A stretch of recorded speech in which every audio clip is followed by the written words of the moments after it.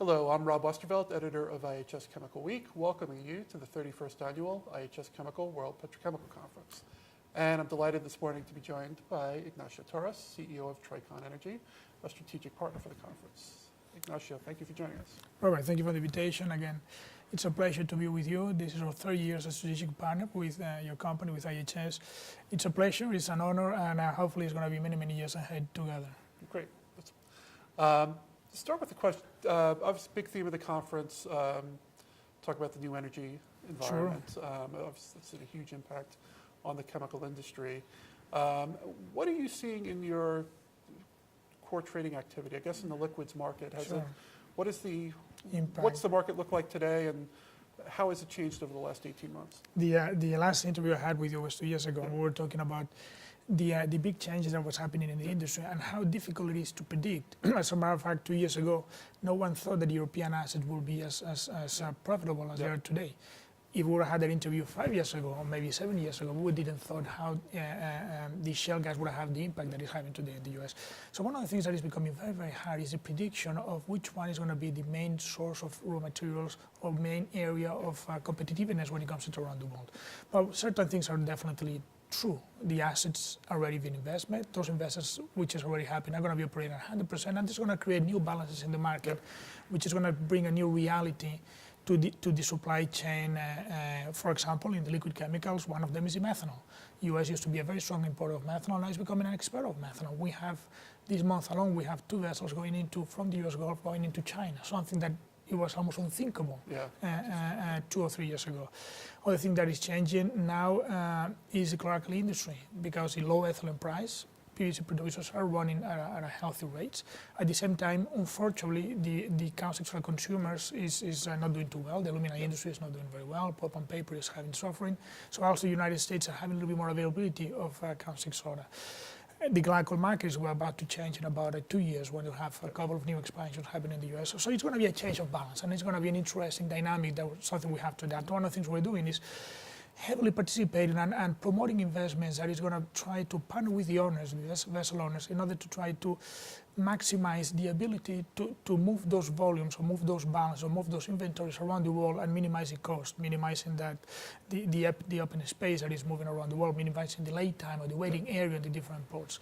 So that's what we're doing as a company. We're focusing a lot on the relationship with the shipping lines, with the vessel company, with the vessel owners, to try to somehow capitalize on those new trends, which are going to be very interesting, and at least we can know for the next 3 to 4 years. Unfortunately, today on the trading world, the strategy are hardly to get it for longer than a few short years. So that's what we're doing right now in the liquid chemicals. Okay.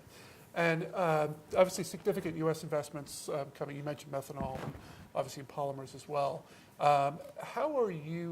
What investments are you making to enable yourself to capture this growth? So the thing we're focusing on the areas that we invest in. One is, as we were talking before, in the shipping line, so the liquid chemicals. We think there's going to be an opportunity. It's a lot of MRs being launched. I think it's almost 1 MR being launched per day, so it's going to be a lot of opportunities to try to maximize those assets. When it comes, for example, on the polymers, we're changing a little bit the profile of the marketing strategy that we had before. A little bit more commodities. Now we're going a little bit more into the specialties. So we're trying to bring people into the team with a knowledge of metallocene into the special products that can cope into some of the expansions. A lot of the expansions that are not happening on the commodities, but happening on the specialties.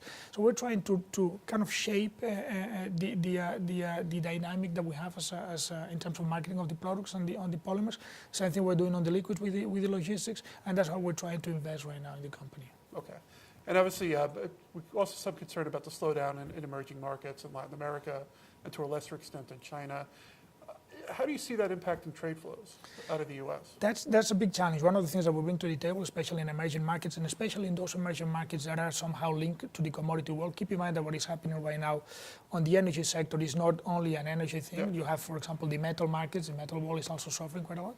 Is the credit, lack of credit. A lot of the things that we do, especially, for example, in the polymers, is the financing ability. So countries like Brazil, like Ecuador, Venezuela, even West Africa has become quite quite challenging. So this is something where we have to spend a lot of time, again, getting very close with our partners, in this case, with our finance partners, with our insurance partners, to make sure that we can find a way to keep providing the needed cash flow for those clients who have been long-term partners for us.